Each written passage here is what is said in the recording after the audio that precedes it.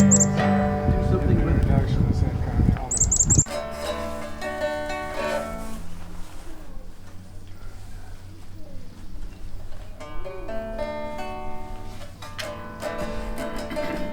Pulling out of it. I think I could do it. That's all right. It's going to be great. Am I right? Sure. Pour that whole thing in. I just want one scoop. Where's Dana? Dana, bring your plate. Not very social, so Thank you. I would never. It's too late, Dana. It's gone. You missed it. It's really sad. It's so moist.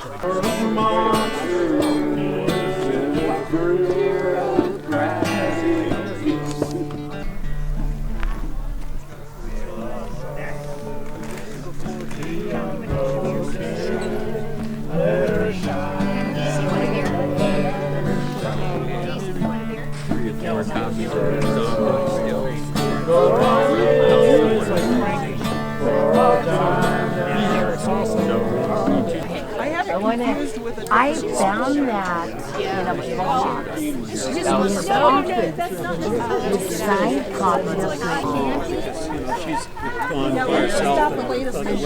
yeah, first World yeah. Thank you for coming. Dave loved each and every one of you, but most of all, he loved this planet and this earth. And he worked his whole life to protect it. And he inspired many of you to do the same. And I appreciate that very much. And let's keep working. And let's continue his legacy the way he'd want us to. No compromise in defense of Mother Earth. Thank you, Roxanne. John Davis. I'm John Davis. I am the director of the Rewilding Institute, and I'm also a rewilding advocate back east in Adirondack Park. I have the dubious honor of giving the eulogy. Dubious because I guess I consider myself a pantheist. And we're principally honoring Dave Foreman and Nancy Morton, but we are also remembering Michael Soule and Kim Crumbo, who passed in the last couple of years. And so among those four, I guess I would say we have, well, I guess, again, I'm a pantheist, Michael Soule, a Buddhist, Nancy, an atheist, Kim, I guess I would call an animist, and I think Dave would call himself a pagan, and I would say we are probably all heathens, and proud of it. So this will not be a typically religious eulogy. I just want to try to share a few of the values and lessons that I learned from these four great individuals, and again, especially Dave Foreman and Nancy Morton, but Kim and Michael as well.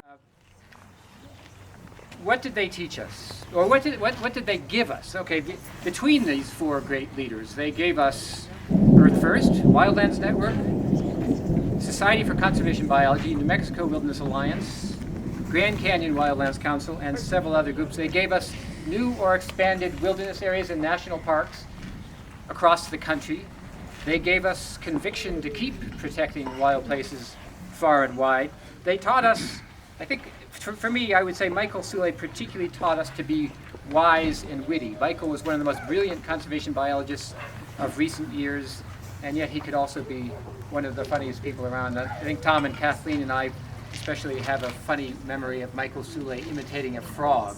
And he did a marvelous job of imitating this frog.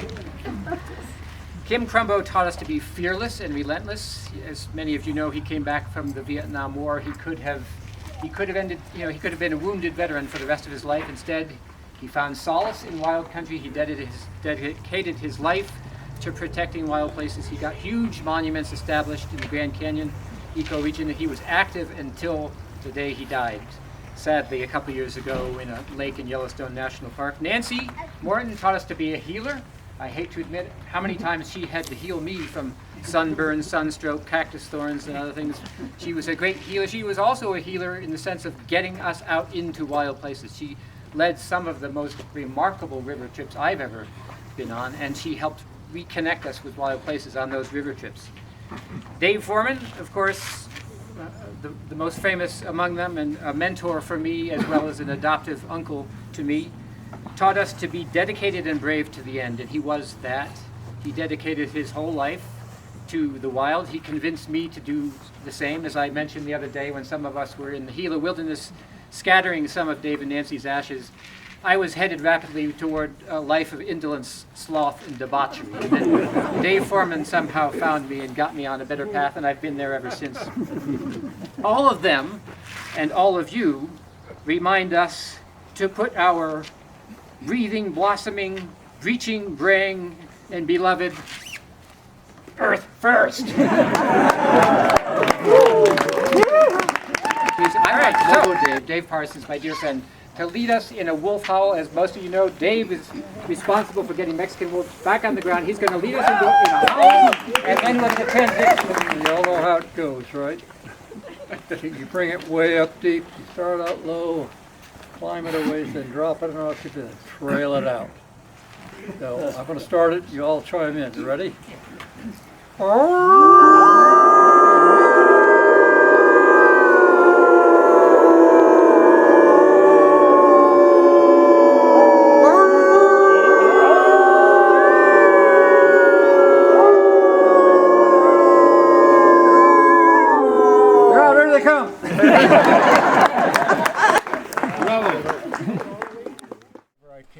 Tucson to stay at you and Dave's house in between trips that I was guiding down south. And I know that you sometimes had a suspicion that I wasn't the best influence on Dave. Probably not the first spouse or girlfriend or wife who thought I wasn't the best influence on their male partner. But anyway, wherever you are, Nancy, thank you. You made the world a little better place. Michael Soule, I only met a couple of times, but long before I ever met him, I was quoting him. Every time I gave a talk, every time I wrote an article, he was a giant among conservationists. He was a giant among ecologists, biologists. He made conservation and biology synonymous. He was the father of conservation biology, and he will always be remembered as a giant in the world of conservation. I'm going to talk just for a minute about Kim Crumbo, who I didn't know all that well, but Kim and I would cross paths every now and then at conferences and meetings of various sorts.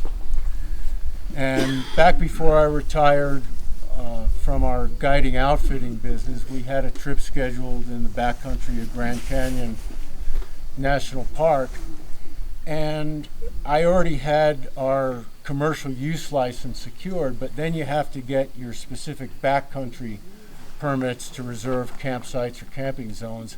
And the Park Service, in its infinite not-so-wisdom, decided that in order to get your backcountry permit, even if you've already paid for your commercial use license, you had to show up in person at the ranger station on the south rim of the Grand Canyon. I live in Montana, and I didn't have time to drive down to the Grand Canyon to pick up a permit and drive home. So knowing Kim Crumbo's history with the Grand Canyon National Park, I gave Kim a call and just simply asked him, do you know any park rangers who might grease the skids for me and get me my backcountry permit without me having to drive all the way down to Arizona? Kim said, let me think about it a little bit and I'll get back to you. Calls back a couple days later and says, Howie, I got your permit for you. I said, what? He said, I got your permit for you. I took a drive to the Grand Canyon to the South Rim. I stood in line at the ranger station. I told him I was representing Big Wild Adventures and I got your permit. You're all set. And, we were just casual acquaintances, but, that says something about the kind of person that Kim Crumbo was. In the spring of, I think it was 1979, Dave and Bart and I decided to take a little trip south of the border down Mexico way. And we were on a train between Juarez and Chihuahua City, and then we ended up going down to Los Mochis on the west coast of Mexico. And none of us had very much money. It was a low budget trip. And we weren't sure where we were going to stay, but for some reason we followed these German hippies to this hotel that they said was where they were staying, and they probably have some rooms. So we followed these German hippies to this hotel, and we get in there, and it is disgusting. It's filthy. The windows are broken out, and Bart and Dave and I get the room key from the guy at the desk, and so we go into this room, and we look around on the floors, and there's piles of rodent shit in various places. The windows busted out. Dave goes into the bathroom to take a leak, and Bart and I are kind of standing there trying to figure out what we're going to do. All of a sudden, Dave comes running out of the bathroom. His mouth is hanging open, his face is red, his eyes are open wide, and his thingy is still sticking out of his pants. And he blurts out, "A big effing rat just hissed at me from behind the toilet."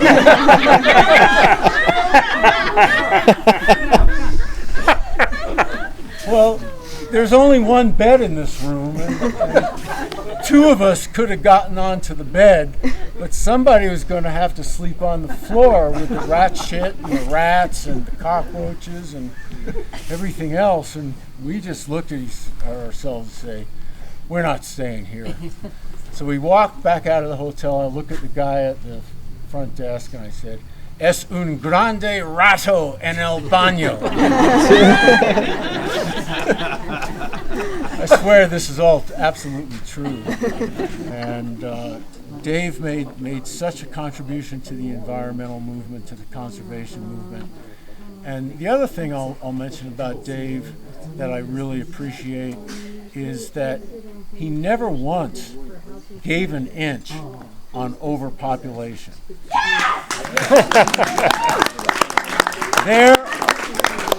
There are too goddamn many human beings on this planet.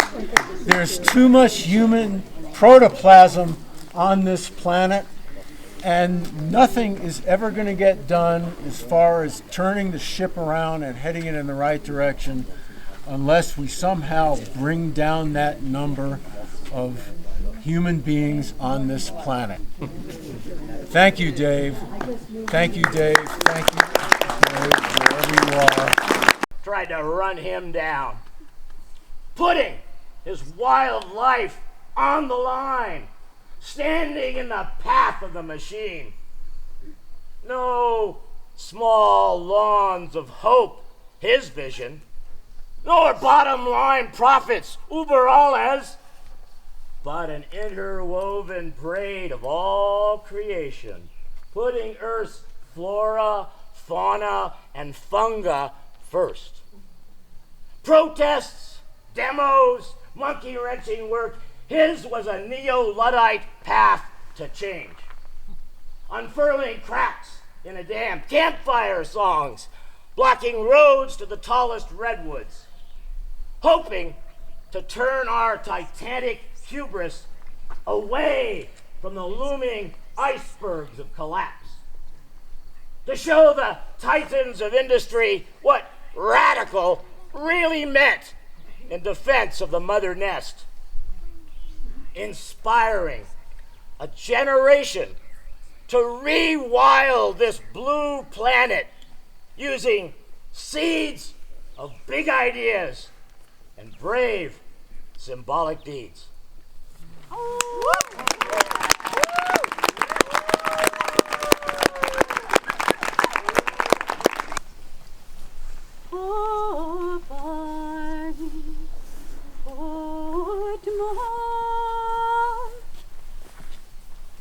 I am sorry to see such a woeful destruction of your ornamental,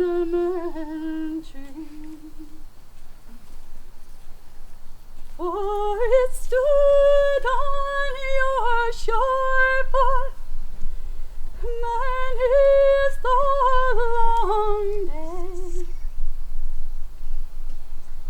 till the long boats from Antrim came to float it away.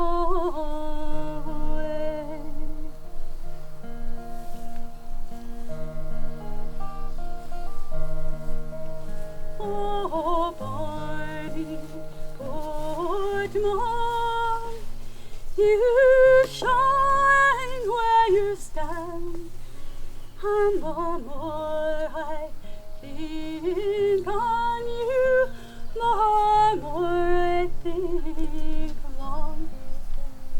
If I had you now as I had once before, all the lords in old England would not purchase Portmore. Lovebirds in the forest, they bitterly weep, saying, where shall we shelter? Where shall we sleep? For the oak and the ash they are all cotton down, and the walls of bonny Portmore are all down to the ground.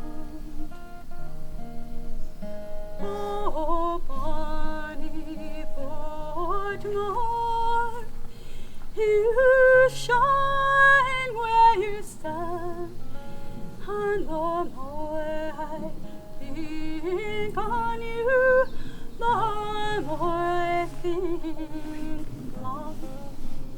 If I had you now as I had once before,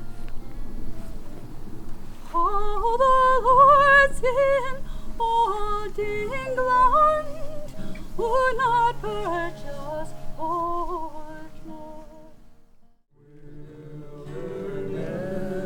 How sweet the sound, so wild, so clear, so free. My spirit soars on sacred ground. This is where I need to be. The mountains high, the deserts fine, the land of sky and stone. I've never lost my freedom here.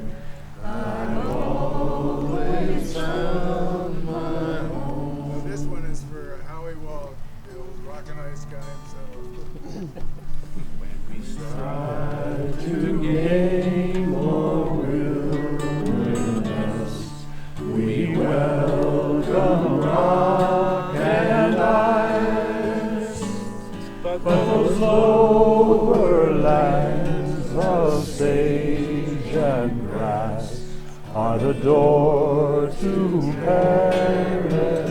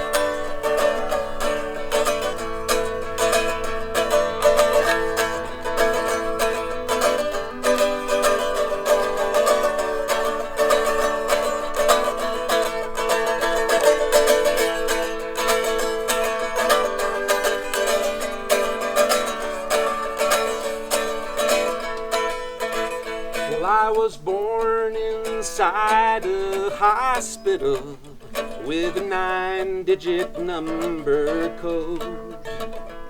I pledged allegiance to the flag when I was only 4 years old. The first thing that I learned in school is we are a country free. When bad forces attack our land, I'll fight for my country. I'll fight for my country.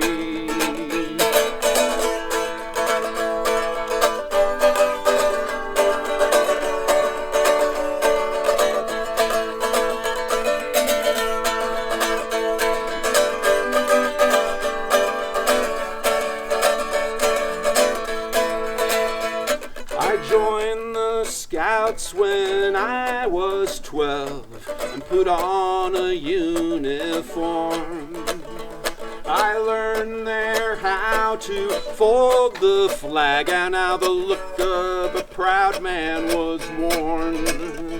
We camped in the mountains, deserts, and plains. We hiked through the giant trees. And I saw God in the beauty there. I'll fight for my country. I'll fight for my country.